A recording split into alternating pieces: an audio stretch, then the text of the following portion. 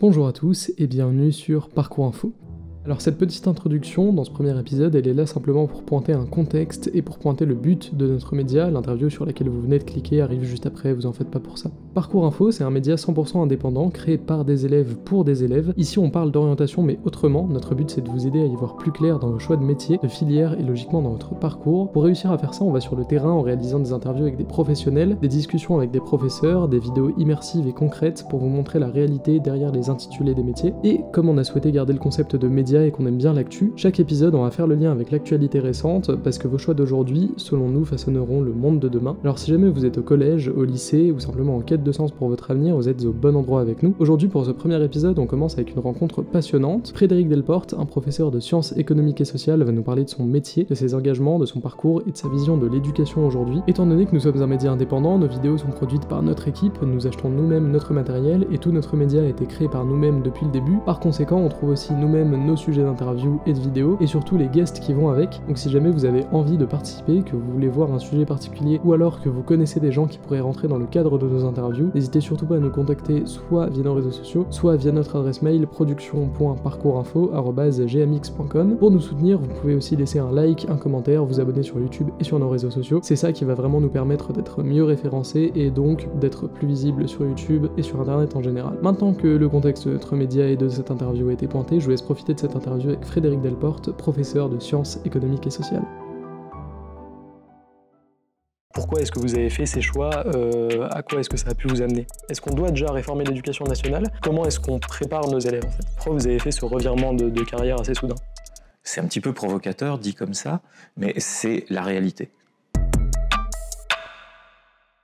Alors, bonjour à tous et bienvenue sur Parcours Info, le seul média qui parle d'orientation créé par des élèves pour des élèves. Alors aujourd'hui, pour notre premier numéro, on a invité un professeur de SES. Donc vous avez 58 ans, avant d'être professeur de SES, vous avez été avocat libéral pendant 25 ans. Pour y arriver, vous avez réussi à faire l'exécutive MBA de l'ESSEC, une fac de droit jusqu'au M2 en droit fiscal, et vous avez obtenu un bac B en sciences économiques, alors qu'au lycée, vous étiez considéré comme intelligent mais pas assez travailleur. Aujourd'hui, vous vous décrivez comme éclectique, calme et fantaisiste, et à votre avis, les SES pourraient être passionnantes si le programme changeait. Frédéric Delporte, bonjour, et merci d'être avec nous aujourd'hui. Bonjour Mathis, avec plaisir. Alors du coup, pendant cette interview, on va aborder plusieurs sujets, donc ça va passer de l'orientation à l'actualité. La première question que je vais vous poser, c'est pourquoi est-ce qu'après 25 ans dans votre propre cabinet en tant qu'avocat, est-ce que vous avez décidé de passer de l'autre côté du rideau, du coup, et d'enseigner les sciences économiques? C'est pas forcément un domaine qui a beaucoup de rapport avec le droit, même si on en parle souvent au lycée ou alors en études. Pourquoi vous avez fait ce revirement de carrière assez soudain? Alors le revirement de carrière en lui-même, il est dû à une maladie, en l'occurrence le cancer, contre laquelle j'ai dû me bagarrer pendant 3 ans. Et âgé de 53-54 ans, en m'apercevant que j'avais eu la chance d'en sortir alors que j'ai quelques copains qui n'ont pas eu cette chance-là, je me suis dit qu'il fallait devenir raisonnable et puis je voulais avoir un métier qui ait du sens. Pour le cursus, j'avais le double cursus économique et juridique, donc ça posait pas de problème du côté de la matière.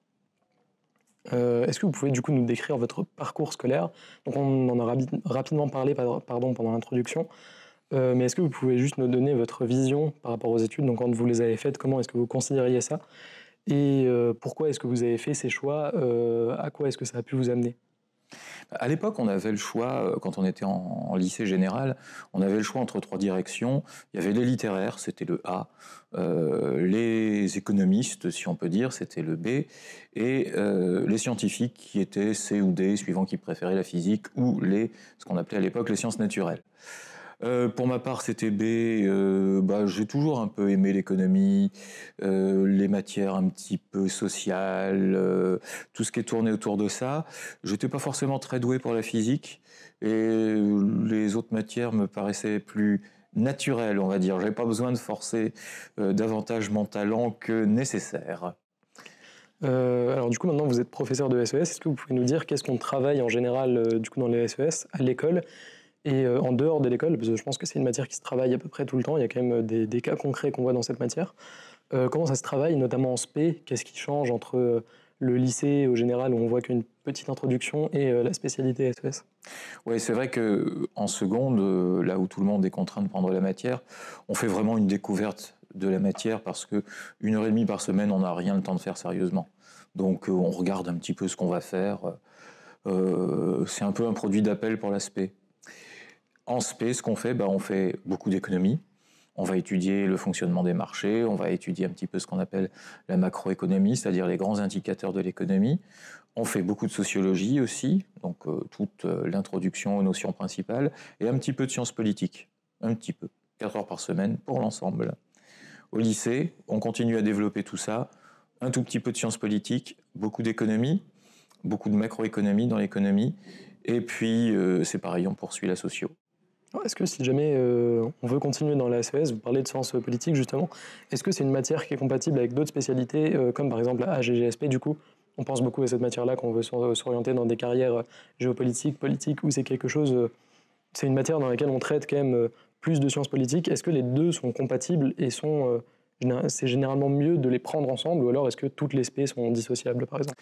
Alors c'est plus que compatible, c'est complémentaire, c'est la matière cousine ou voisine. Et les gens qui veulent faire une carrière en Sciences Po, en journalisme, en droit, que sais-je encore, ce sont les deux matières de culture générale par excellence. Il y a une autre matière de culture générale qui est HLP, Humanité, Littérature, Philosophique, mais c'est beaucoup moins proche. Et ça mène pas forcément au même cursus. Mais tous les cursus fac dont je viens de parler, c'est vraiment ce qui fonctionne ensemble. Ensuite, on peut mettre des maths, on peut même mettre maintenant des SVT, il y a des débouchés tout à fait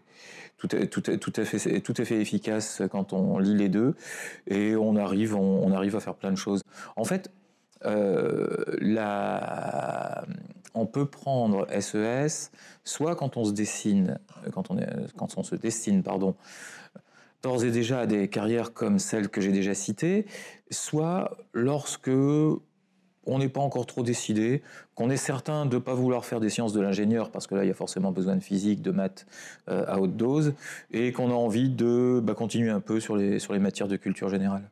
Du coup, dans ces exemples, avec la géopolitique, donc avec GGSP et SES qui sont des matières complémentaires, est-ce que dans votre matière, du coup, et peut-être en GGSP, je ne sais pas si vous savez à peu près les programmes des autres matières ou pas, mais est-ce que dans ces matières-là, on traite des chapitres avec de l'actualité ou alors des exemples de cas concrets? Parce que la chose que j'ai remarqué, c'est que très très souvent, en enseignement, tant au collège qu'au lycée, on voit très très peu de cas d'actualité, c'est-à-dire qu'on voit des choses qui étaient d'actualité au moment où ils ont fait les programmes, mais ça ne se renouvelle pas. Les professeurs, j'ai l'impression, n'ont pas trop de liberté à modifier les programmes pour inclure des exemples comme ils le souhaitent à partir du moment où ils sont recevables en cours.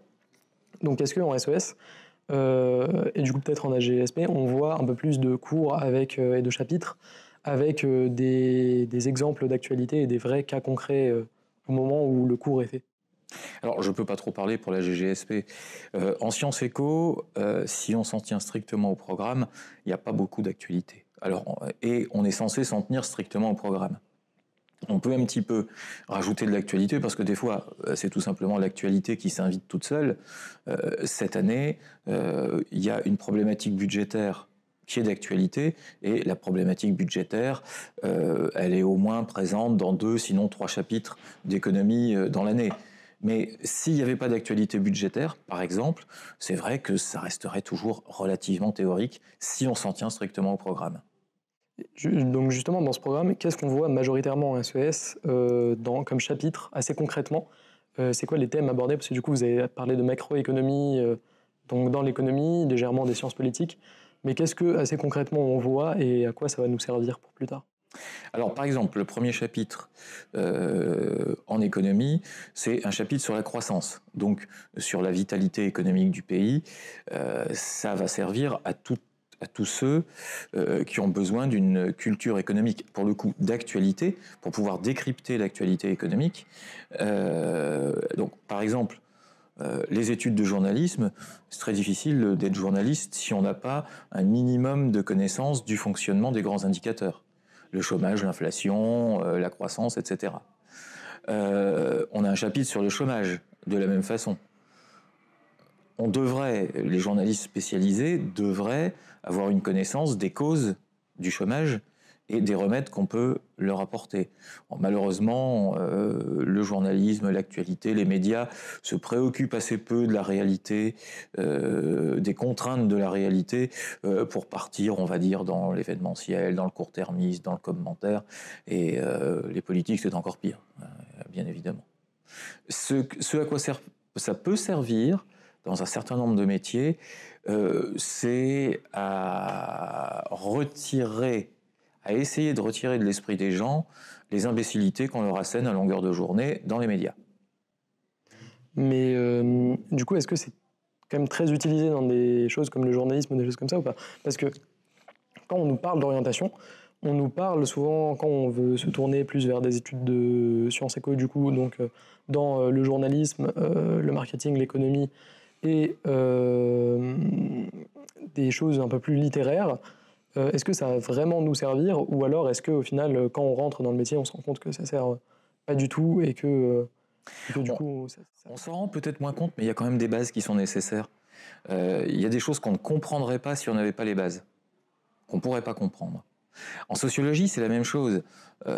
Quand on veut faire une analyse sociologique, si on n'a pas un minimum de bases, peut-être que les bases ne servent plus au jour le jour. Mais c'est comme dans beaucoup de matières. Si on est, par exemple, en première année de droit, on va apprendre des notions de base du droit, quels que soient les domaines. Dans la vie professionnelle d'un juriste, quelle que soit sa spécialité, les bases, il n'aura plus l'impression de s'en servir. Mais elles sous-tendent tout son raisonnement. Et là, c'est un petit peu la même chose. C'est-à-dire qu'on donne des fondations pour pouvoir construire autre chose au-dessus. Et justement, vous, en droit, les SES, ça vous a servi ou pas? Parce que du coup, vous avez fait un bac B, donc sciences éco. Oui, j'ai fait un bac B, j'ai fait une fac de droit. Alors, ça ne m'a pas servi tellement dans les connaissances, encore qu'on fait encore des sciences éco en première année de droit, mais peu importe. Par contre, dans la méthode de raisonnement, oui. Plus, ensuite, dans la carrière, les apports sociologiques sont très importants. Alors, est-ce que, du coup, vous avez quand même été avocat et prof pendant un petit bout de temps? Est-ce que, pendant votre carrière de professeur de SES, vous avez des anecdotes donc, de copies, par exemple, absolument incroyables d'élèves avec une très très grosse prise de risque ou alors avec un contenu qui a vraiment été travaillé et où l'élève a pris du temps pour faire sa copie? Ou alors est-ce que vous avez des conseils pour bien réussir une copie en sciences éco? Donc soit en seconde, du coup, quand on voit seulement une introduction à la SES, soit en spé et du coup plus tard. Alors, des copies à prise de risque, j'ai l'impression que ça tend à disparaître, malheureusement. Ça vous manque? Ouais. Ouais, c'est dommage. C'est dommage. Encore que j'en ai vu une en seconde la semaine dernière qui m'a beaucoup amusé, dans une classe que vous connaissez bien, qui m'a beaucoup amusé. Mais ça tend à se raréfier. Si on veut réussir une copie en SES, et c'est pareil en droit, il vaut mieux avoir un tout petit peu moins de connaissances et beaucoup plus d'organisation des idées. C'est vraiment là-dessus que ça repose. Une bonne copie, c'est une copie qui est fluide, c'est une copie qui ne se répète pas, qui part d'un point pour arriver à un autre. Ça, c'est le secret de la copie. Les yeux, au final, c'est un peu du coup comme le droit, parce que souvent, avocat, on le voit comme un métier, et le droit en général, surtout avocat, on le voit comme un domaine où il faut surtout avoir de l'éloquence et savoir bien manipuler les mots. Est-ce que du coup, la SES, c'est un peu ça aussi, où le contenu est légèrement, gentiment mis de côté, entre guillemets, pour laisser place à plus un oratoire et une présentation vraiment travaillée? Alors ça, c'est un grand débat chez les avocats. Malheureusement, l'éloquence sert beaucoup moins que ce qu'on peut imaginer. L'éloquence, ça sert à la cour d'assises, mais la cour d'assises, c'est plus... Enfin, il y a eu des évolutions qui ont fait que l'éloquence a moins d'importance. Et dans le quotidien de la profession d'avocat, en fait, l'éloquence, c'est en fait, un rôle très, très limité. Par contre, la construction des idées, l'organisation des idées, c'est quelque chose qui est resté essentiel. Hein, vraiment essentiel. Je dis toujours, alors ça étonne les gens, que ça soit l'une ou l'autre matière, mais peut-être surtout en droit, on dit « Oh là là, le droit, c'est terrible, il faut apprendre des tas de choses par cœur. » Non, en droit, il ne faut pas apprendre par cœur. Il y a quelques notions que vous retiendrez, vous connaîtrez par cœur à l'usage. Ce que vous devez apprendre, c'est comment utiliser le catalogue. Le droit, c'est apprendre à se servir d'une table des matières. C'est un petit peu provocateur, dit comme ça, mais c'est la réalité. La SES, c'est aussi le cas, du coup? Est-ce qu'on apprend à se servir de... Alors, la SES, il y a davantage de matières, il y a davantage de notions qu'il faut connaître. Il y a un vocabulaire, alors, peut-être pas tellement en économie d'ailleurs. En économie, il y a beaucoup de logique, mais c'est une logique qu'il faut intégrer. Donc au début, il y a de l'apprentissage. Il y a forcément de l'apprentissage par cœur, de notions. Et ensuite, quand on connaît les notions, on arrive à les manipuler avec la logique. En sociologie, c'était encore un petit peu différent parce que la logique n'est pas toujours intuitive et les sociologues sont des gens qui se complaisent dans le jargon. Alors on est obligé d'apprendre à décrypter leur jargon. Et comme ils s'y complaisent, au fur et à mesure du décryptage du jargon, dans les ouvrages de sociologie, un nouveau jargon apparaît. Et c'est une espèce de fuite en avant qui est absolument infernale, mais c'est un petit peu ce qui veut ça. Ceci dit, au niveau où on pratique la socio au lycée, il y a un petit peu le jargon, mais enfin, c'est pas du tout infranchissable. Alors on va gentiment du coup passer sur la partie actualité. Vous du coup vous êtes maintenant dans l'éducation nationale. Assez récemment, il y a quelques semaines, on a vu du coup notre ministre de l'Éducation, Elisabeth Borne, qui a déclaré sur le plateau de LCP, je cite, « Il faut se préparer très jeune, enfin dès le départ, presque depuis la maternelle, à réfléchir à la façon dont on se projette dans une formation et dans un métier de demain. » Donc c'est une déclaration qui a fait vraiment une énorme polémique, ça a retourné absolument tous les réseaux, même ceux qu'il faut éviter, comme Twitter ou des choses comme ça. On a vu absolument tous les avis dessus. Elisabeth Borne a immédiatement corrigé, du coup dès le lendemain, sa déclaration en disant que non, il ne fallait pas préparer les élèves à leur orientation dès la maternelle, mais on n'a pas vraiment eu de réponse en fait à ce qu'elle voulait dire par là. Est-ce que vous savez ce qu'elle voulait dire? Est-ce que vous avez une idée de ça? Et surtout, comment est-ce que vous réagissez à ces déclarations qui peut quand même être très très choquantes sur le fait de préparer nos élèves très jeunes? Est-ce que l'orientation c'est si important que ça? Et si oui, comment est-ce qu'on prépare nos élèves en fait? On a déjà beaucoup de mal à orienter des jeunes qui ont 16 ou 17 ans. Je crois que la ministre s'est oubliée. L'espace d'une phrase, ça peut arriver à n'importe qui. Et évidemment, ça fait du buzz. C'était une énorme bêtise. Et puis d'ailleurs, ensuite, elle a essayé de rattraper la chose. Je crois qu'il faut lui faire grâce d'une bêtise qu'elle a pu dire à un moment donné et mettre ça dans les oubliettes des déclarations. Je n'ai aucune idée, par ailleurs, de ce qu'elle voulait dire profondément. Je pense que c'est quelque chose qui est sorti comme ça. Mais du coup, selon vous, comment est-ce qu'aujourd'hui on doit préparer nos élèves à l'orientation? Parce que moi, personnellement, je pense que c'est quand même un sujet important, d'autant plus qu'aujourd'hui, il y a de plus en plus de choix à faire qui conditionnent quand même un petit peu notre entrée dans les études supérieures. Donc selon les filières, selon les matières, les spécialités qu'on prendra, etc. Selon vous, comment est-ce qu'on doit introduire l'orientation pour que ça se fasse le plus tranquillement et agréablement possible? Et comment est-ce qu'on fait pour mettre en place des solutions qui puissent faire en sorte que l'orientation se passe bien et que ce soit pas forcément une épreuve ou quelque chose de stressant pour les élèves? Alors, il faudrait d'abord que ça soit pas stressant. Les problèmes qui se posent, c'est qu'il y a toujours une filière qui est considérée comme élitiste et comme la clé de toute chose, qui serait la filière scientifique pure et dure, maths, physique, etc. Et ça contraint un certain nombre d'élèves parce que ça peut engendrer des clivages, y compris au sein des familles, entre les parents qui souhaiteraient que et les enfants qui souhaiteraient davantage partir sur autre chose. Je crois fondamentalement que, alors à moins qu'il y ait des bouleversements tellement radicaux dans nos sociétés que l'orientation des élèves, ça sera peut-être la dernière de nos préoccupations, mais si on reste dans un monde à peu près dans l'état dans lequel il est aujourd'hui, les gens qui ont 15 ans aujourd'hui, même qui en ont 20, vont non seulement changer d'emploi plusieurs fois dans leur vie, mais certainement changer de métier. Ça veut dire qu'il faut que leur éducation leur ait donné des bases suffisantes pour changer de métier. Et je crois qu'il faudrait commencer par se débarrasser de la folie du tout maths ou tout physique. Les maths, c'est intéressant, la physique, c'est intéressant, mais on n'a aucune visibilité sur les métiers de demain. Strictement aucune. Et je trouve que c'est d'autant plus difficile de conseiller aux gens une orientation plutôt qu'une autre.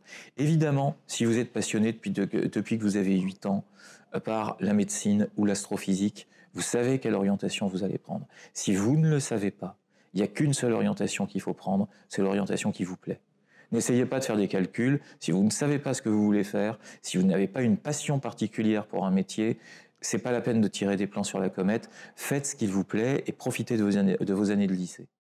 Mais en fait, le débat auquel on assiste souvent, notamment avec les parents, hein, c'est vraiment quelque chose que personnellement j'entends tout le temps, c'est fais quelque chose qui te plaît, mais qui ramène de l'argent à la maison. Parce qu'aujourd'hui, c'est quand même une problématique incroyable. Enfin, l'économie de la France est quand même un peu en berne, c'est quelque chose d'un peu boiteux malgré tout. Donc il y a quand même une sécurité financière à avoir. Comment est-ce qu'on peut combiner les deux, surtout avec l'école en fait? Je crois que la clé, c'est une vraie culture générale. Alors que ça soit une culture générale, on va dire, plutôt orientée maths, ingé, sciences, etc., ou plutôt orientée sciences humaines au sens extrêmement large, l'important c'est d'avoir l'une ou l'autre. Maintenant, savoir comment choisir, surtout avec un rapport qualité-prix aujourd'hui, c'est extrêmement difficile. Vous pouvez très bien, si vous avez un doctorat en physique, vous êtes en France, je parle bien si vous êtes en France, vous n'allez pas gagner des fortunes, quel que soit votre talent. Alors que si vous avez fait des études d'économie en conservant un petit peu de maths avec et que vous faites si vous faites une belle carrière dans la finance, les sommes que vous allez gagner n'ont strictement rien à voir. Il faut voir aussi que les accès aux grandes écoles sont en train d'évoluer, justement pour essayer de diminuer l'impact maths physique par rapport à l'impact qu'il pouvait avoir avant. Et surtout, il y a des métiers qui vont être extrêmement impactés par des phénomènes comme l'intelligence artificielle. Et c'est pour ça que je dis qu'on n'a pas de visibilité là-dessus, parce qu'on essaie de faire des projections sur ce que ces métiers, sur ce que ces technologies vont avoir comme conséquence sur les métiers, mais je ne suis pas du tout certain qu'on sache exactement où on va. Et donc, la culture générale, c'est la clé de tout, parce que le fait de s'ouvrir l'esprit, d'avoir l'habitude, d'avoir l'esprit ouvert, d'être, comment dit-on, le mot m'échappe à la seconde, d'être éclectique, d'avoir la possibilité de rebondir, d'étudier autre chose, de s'intéresser à autre chose. Et c'est ça le but de la culture générale. Le but de la culture générale, c'est pas seulement de vous faire lire Proust, Heidegger, ou vous faire résoudre une équation du 3e degré à je ne sais combien d'inconnus. La culture générale, c'est de vous permettre de passer de l'un à l'autre si vous en avez besoin. Alors, on va continuer du coup sur le thème de l'économie maintenant, au niveau de l'actualité. Donc on l'a vu en début 2025, maintenant ça commence quand même à faire quelques mois, mais on en voit encore du coup les résultats. Du coup, c'est le budget 2025. Alors, il a fait énormément parler de lui. Au début de l'année, on a entendu quasiment que ce mot à la bouche des journalistes. Du coup, c'est un budget qui a été fixé par le gouvernement Bayrou. Alors, la question que je vais vous poser, c'est comment est-ce qu'on fixe un budget en France à partir du moment où on a une dette de 3 300 milliards d'euros à combler, quand les adversaires politiques, du coup, effectuent une pression pas possible sur votre groupe à vous. Parce que du coup, moi, personnellement, l'impression que j'ai eue en regardant la fixation de ce budget de l'extérieur, c'est que c'était plus un budget politique qu'autre chose, dans le sens où M. Bayrou n'avait pas envie de se faire destituer comme son prédécesseur, M. Barnier. Et du coup, il a essayé de faire un budget en bricolant avec ce qu'il avait pour que le budget puisse plaire à peu près à tous les partis politiques. Donc comment est-ce qu'on peut fixer un budget efficace sans se faire destituer? Est-ce que celui-ci a été efficace? Et comment est-ce qu'on règle le problème de la dette française, notamment avec le budget? On a vu récemment M. Emmanuel Macron s'entretenir avec Gilles Boulot et Darius Rochebain à ce sujet-là, notamment avec d'autres économistes et d'autres associations.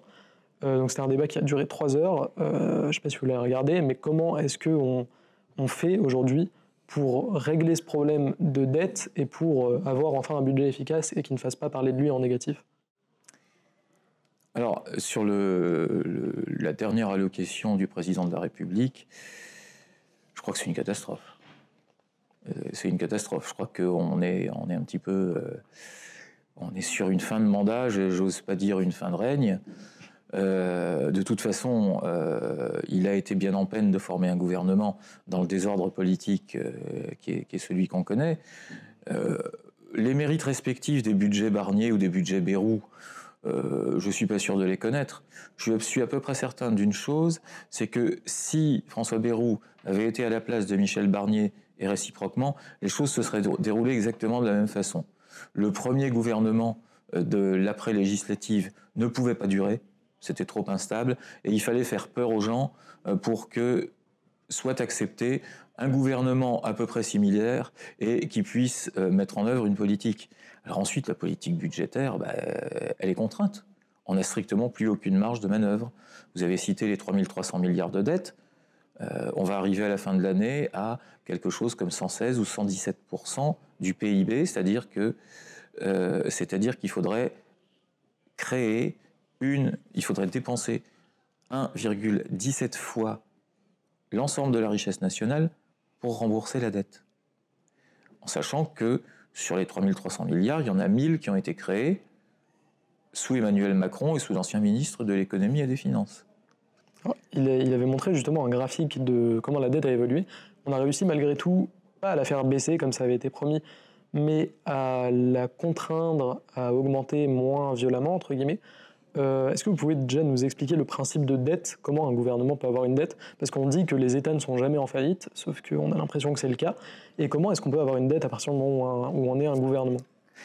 C'est assez simple. Si vous n'avez pas suffisamment d'impôts et d'autres rentrées dans les caisses du gouvernement pour faire face à tout ce que vous devez dépenser dans une année, vous êtes obligé d'emprunter de l'argent.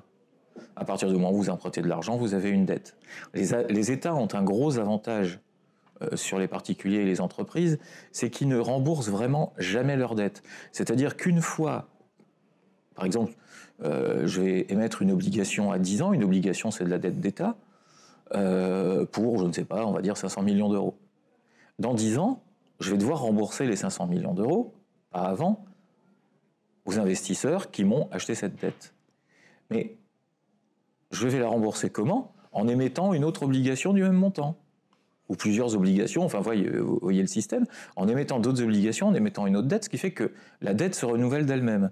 Ça n'a aucune importance, pourquoi? Alors, tant que ça ne grandit pas trop, ça n'a aucune importance, pourquoi? Parce que vous avez toujours des investisseurs qui ont envie d'acheter de la dette des États, parce que les États ne font pas faillite.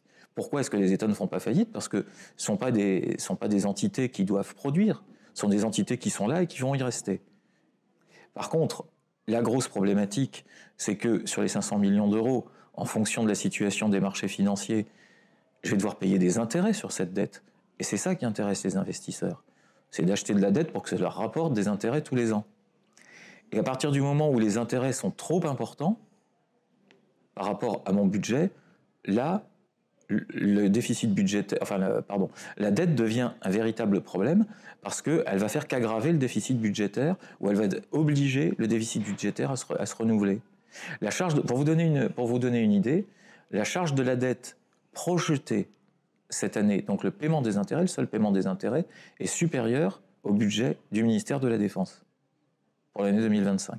Le budget du ministère de la Défense, d'ailleurs, qui est un des plus gros budgets globalement de l'État chaque année et qui grandit à chaque fois.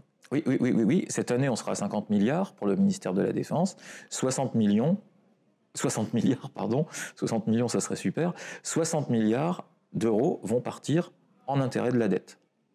Et on n'aura pas remboursé pour ce prix-là 1 euro du capital de la dette, on est bien d'accord. Uniquement les intérêts. Le seul budget qui soit au-dessus de la charge d'intérêt de la dette, c'est le budget d'éducation nationale. Tous les autres budgets des ministères sont en dessous.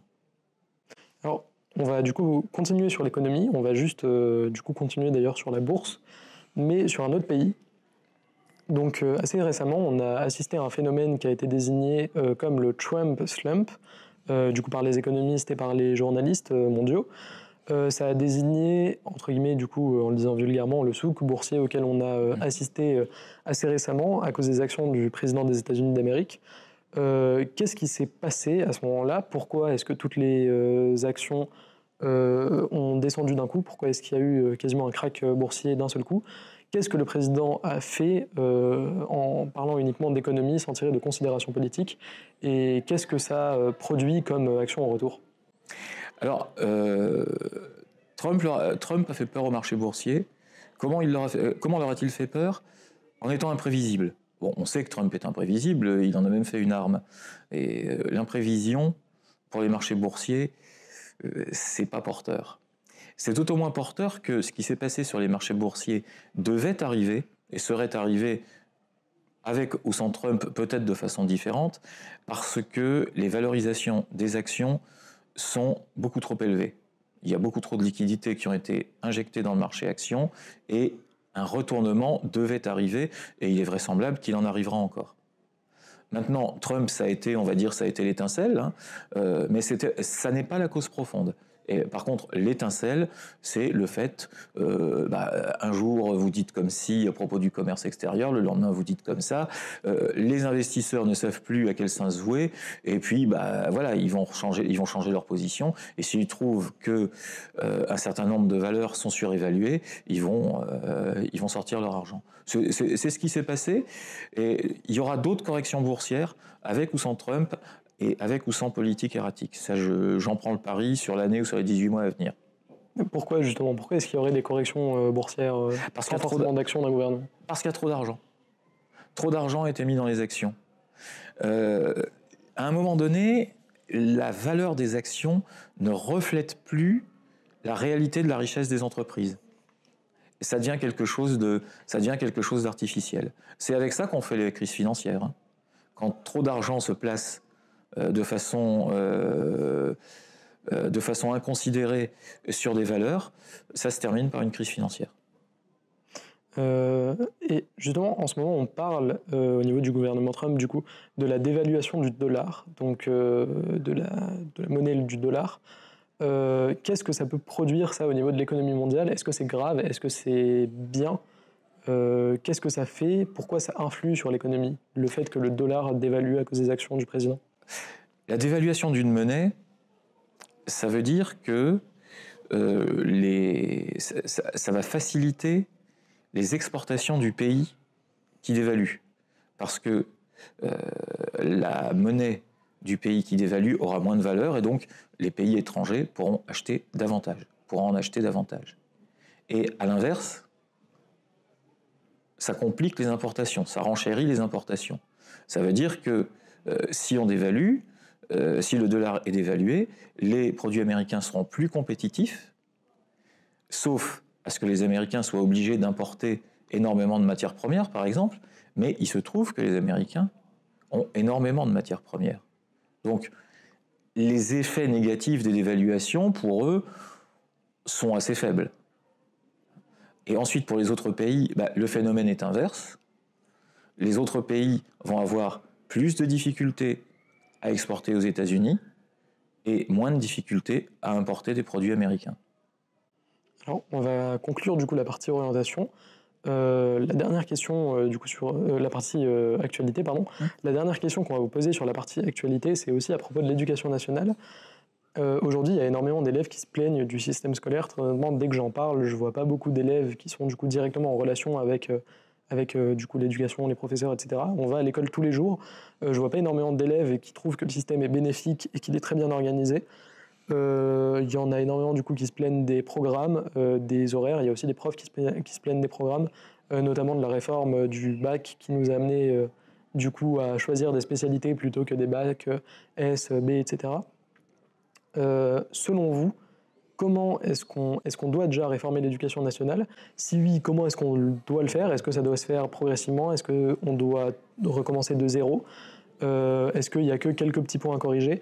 Et surtout aujourd'hui, avec du coup l'émergence de nouvelles technologies comme l'intelligence artificielle et d'autres technologies qu'on peut trouver sur Internet, est-ce qu'on doit inclure ces nouvelles technologies dans les programmes de l'éducation? Est-ce qu'on doit apprendre aux élèves à s'en servir plutôt que prévenir leur utilisation en permanence?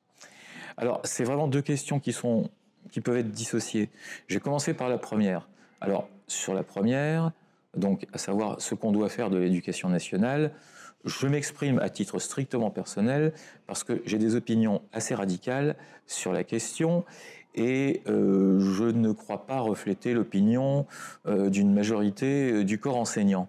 À mon avis, il faut repartir d'une feuille blanche. Et pour être un petit peu provocateur, je dirais qu'il faudrait idéalement rendre l'école non pas à son administration, comme c'est le cas maintenant depuis au moins 50 ans, peut-être même depuis le départ, mais ça obéissait à l'époque à d'autres exigences. Il faut rendre l'école aux enfants et à leurs parents. cette espèce d'école jacobine complètement centralisée, avec des programmes centralisés, avec des contraintes extrêmement fortes sur tout le monde et sur toute chose, c'est à mon avis insupportable. Et il suffit de voir l'état dans lequel est l'école pour constater que plus grand-chose ne fonctionne. Je crois que le ministère fonctionne pour le ministère. C'est une administration qui fonctionne pour elle-même et dont les organes centraux ont un petit peu oublié le rôle. Comment est-ce qu'on peut recréer ça? Alors recréer ça, je vous disais il y a un instant, à mon avis, il faut remettre les parents et leurs enfants au centre de l'école. Permettre, à mon avis, alors vous parliez de la réforme du bac qui est critiquée parce que machin chose. Moi, je trouve que c'est très bien de permettre un bac à la carte, de permettre une école à la carte. Et je serais personnellement favorable à ce que cette espèce d'individualisation des programmes se fasse, mais de façon beaucoup plus forte. C'est quelque chose d'ailleurs qu'on voit dans certains pays étrangers, comme les États-Unis, ou dans certains États, on peut choisir nos matières, etc. Et on remarque que beaucoup de modèles étrangers fonctionnent mieux que le modèle français, surtout en Europe. On pourrait fonctionner en termes d'unité de valeur, qui ne seraient pas liés à des systèmes de classe, où il faudrait valider un certain nombre de connaissances, de compétences, est-ce que d'ailleurs même l'examen du bac tel qu'il est devenu aujourd'hui, avec les pourcentages de réussite, si on peut dire, en tout cas de passage, là encore, mon opinion, c'est que le bac, c'est plus un examen, c'est un rituel de passage. On vous demande de savoir un certain nombre de choses, de le restituer de façon extrêmement stéréotypée, et puis c'est tout. Moi, j'ai une grand-mère, justement, qui était dans l'éducation nationale, qui était prof, et qui me dit maintenant, quand on parle du bac ou alors de l'orientation, que si jamais on souhaite ne pas avoir le bac, il faut envoyer une lettre à l'éducation nationale, sinon on l'a quasiment. Oui, il faut le leur dire. Il faut le leur dire. Ou alors il faut faire... Alors après, il y a des gens qui sont en difficulté pour des raisons X ou Y, mais indépendamment de ça, si on suit le cursus et qu'on fait très bien tout ce qu'on vous dit comme on vous le dit, eh ben vous avez votre bac et puis c'est tout. Ensuite, la question des mentions n'a plus beaucoup d'importance, puisque avec la comédie du Parcoursup, elles ne servent strictement à rien, ou quasiment plus à rien. Mais là, il y a vraiment quelque chose à faire, j'imagine. On pourrait sanctionner la fin des études secondaires avec, on va dire, vous avez un certain niveau dans un certain nombre de domaines, et on estime qu'à partir des unités de valeur, comme dans certaines facs, si vous avez un certain nombre d'unités de valeur, vous êtes susceptible de rentrer dans l'enseignement supérieur. Et j'allais dire, quel que soit votre âge. Parce qu'on n'est pas revenu sur cette question, mais dans le choix de l'orientation, vous avez des gens qui ont la maturité nécessaire pour faire une orientation éclairée, et vous avez des jeunes qui ne l'ont pas. Et pourquoi ne pas permettre à ces jeunes-là de rester un an de plus dans un système lycée, quitte à ce qu'ils aient davantage justement de connaissances qu'ils n'ont pas acquises. Celui qui a fait des sciences éco et des HLP pourrait faire en plus, si ça l'amuse, des maths, de la physique, des arts, que sais-je encore. Alors, justement, c'est quelque chose dont on avait parlé un peu avant l'interview, c'est que vous aviez, selon vous, du coup, une maturité pas assez élevée pour choisir votre orientation. Est-ce que vous auriez aimé bénéficier de ça au moment où vous avez fait votre orientation? Est-ce que vous auriez aimé qu'on propose Je ne sais pas si je l'aurais aimé, parce que j'aurais peut-être dit non, je veux aller en fac, en truc, en machin, l'année prochaine. Je suis certain que ça m'aurait été bénéfique. Parce que oui, alors en l'occurrence j'avais un an d'avance, ce qui facilite pas. Alors il y a des gens qui ont un an d'avance qui sont mûrs, c'est pas le problème, mais personnellement je l'étais pas. Maintenant, alors ça aboutit à quoi tout ça? Ça aboutit à ce que vous avez des taux d'échec en première année de supérieur qui sont extrêmement importants. Alors je vais passer ensuite à votre deuxième question, vous reviendrez, le cas échéant, on reviendra là-dessus, mais deuxième question, l'intelligence artificielle. Il y a 20 ans, on s'est élevé contre l'apparition de Wikipédia en disant « mais les élèves qui vont aller sur Wikipédia, c'est une honte, si on les prend à faire du Wikipédia, ils auront 0 » et ainsi de suite. La même comédie recommence avec l'intelligence artificielle. À partir du moment où un outil existe, il ne faut surtout pas l'interdire, il faut apprendre à s'en servir. Je crois que c'est tout. Et on devrait intégrer ça. La première des urgences de l'éducation nationale aurait dû être de former tout le monde à l'utilisation de l'IA. Alors il y a des gens qui font ça volontiers, qui s'en servent. Il y a des gens qui sont complètement rebelles. Il y a des gens qui savent à peine ce qu'est ChatGPT, savent juste que c'est une calamité pour les devoirs et qui veulent pas aller plus loin. C'est regrettable. Et c'est vrai qu'au niveau de l'IA, du coup, il y a quand même une dualité dans le sens où c'est un outil absolument fantastique. Moi, je trouve que c'est super pratique, que ça fait quand même des prouesses pas possibles. Mais aujourd'hui, beaucoup de compagnies ont entraîné leur modèle d'intelligence artificielle, mais ne savent pas comment il fonctionne. Et surtout, ça crée quand même un désastre écologique. L'écologie, c'est un sujet qu'on voit du coup tous les jours dans notre vie, c'est vraiment central maintenant. Est-ce que du coup, il faut apprendre à s'en servir et aussi nuancer l'apprentissage en disant oui, mais derrière, il y a tous ces côtés qui sont pas incroyables. Et ça fait partie de l'apprentissage, justement, c'est d'en connaître les limites. Si on met de côté l'aspect écologique, qui est un véritable problème, mais si on le met de côté pour rester dans le côté apprentissage, l'une des principales difficultés de l'intelligence artificielle, c'est que tout le monde va se mettre à dire et à apprendre la même chose. C'est l'uniformisation de la pensée. Et on est justement à l'école, et notamment au lycée, dans des tas de matières, on est là justement pour éviter l'uniformisation de la pensée, pour vous permettre de penser autrement si vous en avez envie, de réfléchir, de ne pas prendre des solutions toutes faites. Et si vous demandez des solutions toutes faites à une machine qui fonctionne finalement sur des modèles probabilistes, sur des modèles statistiques, tout le monde va se mettre à penser la même chose. Et ça, c'est sans évoquer le fait que l'intelligence artificielle, elle se programme. Si j'ai envie d'occulter, de canceller, comme on dit aujourd'hui, de canceller un certain nombre de domaines parce que ça ne me plaît pas, et que je suis à la tête d'une intelligence artificielle, je vais canceller le domaine avec une facilité déconcertante. Les IA, maintenant, c'est d'ailleurs un outil clairement politique. Une fois, il y a une expérience que j'ai faite, c'est que j'ai pris du coup 2 modèles d'intelligence artificielle très très connus, donc ChatGPT et DeepSeek. Et ce que j'avais fait, c'est que j'avais lancé DeepSeek sur le sujet de Taïwan. Et dès qu'on parlait de Taïwan, il censurait automatiquement ses réponses. Et ce que j'avais fait, c'est que j'avais fait un dialogue entre les deux par du coup manipulation de copier-coller en lui disant l'un a dit l'autre, l'autre a répondu ça. Et j'avais assisté à tout un débat littéralement politique sur est-ce que Taïwan fait partie de la Chine ou non. Et du coup, on voit à ce moment-là vraiment que c'est une invention qui devient politique maintenant. Est-ce que du coup, c'est aussi économique et pas que politique? Est-ce que les deux sont liés? Ouais, tout est lié. Tout est complètement lié. Il est évident que si on veut faire un contrôle de l'information, on le fera dans tous les domaines. Ça se voit déjà dans la sphère médiatique. On sent bien qu'il y a un certain nombre de discours qui ne passent pas, à part dans des médias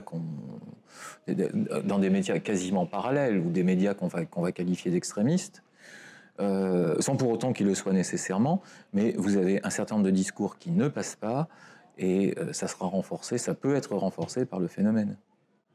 Alors, vous avez fini cette interview, Frédéric Delporte, vous avez le mot de la fin pour la conclure. Qu'est-ce que vous voulez dire? Donc ça peut être un message adressé aux élèves français, à vos élèves à vous, à l'éducation nationale, ou alors simplement quelque chose que vous souhaitez déclarer au sujet de tout ce dont on a parlé. Je voudrais simplement rabâcher ce que j'ai dit tout à l'heure aux élèves de lycée. Profitez de votre lycée. Ne vous posez pas trop de questions. Vous avez des choix d'orientation à faire, vous allez les faire, mais ils ne vous engageront plus pour le reste de vos jours, comme c'était le cas pour vos parents, vos grands-parents. Donc profitez de vos années de lycée, réfléchissez en termes de goût, d'intérêt pour les matières, davantage qu'en termes d'avenir, parce que l'avenir n'est pas si certain que ça dans les orientations. Et ne vous laissez pas séduire non plus par tel prof qui est bon, tel prof qui n'est pas bon, etc. Un prof, ça se change, une matière, ça se garde. Merci beaucoup Frédéric Delporte d'avoir participé à cette interview avec moi pour Parcours Info. Du coup, pour tous ceux qui nous regardent, n'hésitez pas à nous retrouver sur YouTube Shorts, TikTok et Instagram, où on essaiera de poster assez régulièrement des annonces et des extraits d'interviews. On essaiera de sortir un nouveau numéro toutes les 1 à 2 semaines en fonction de notre emploi du temps. On tient à rappeler que Parcours Info, c'est un média complètement indépendant qui a été créé par les élèves pour les élèves. On essaye donc de faire au mieux selon nos emplois du temps. Si jamais vous souhaitez participer à nos interviews, que vous avez un métier particulier, ou alors que vous êtes élève et que vous souhaitez témoigner pour que ce soit utilisé dans une prochaine interview, vous pouvez nous contacter soit sur nos réseaux sociaux, soit avec notre adresse mail production.parcoursinfo@gmx.com.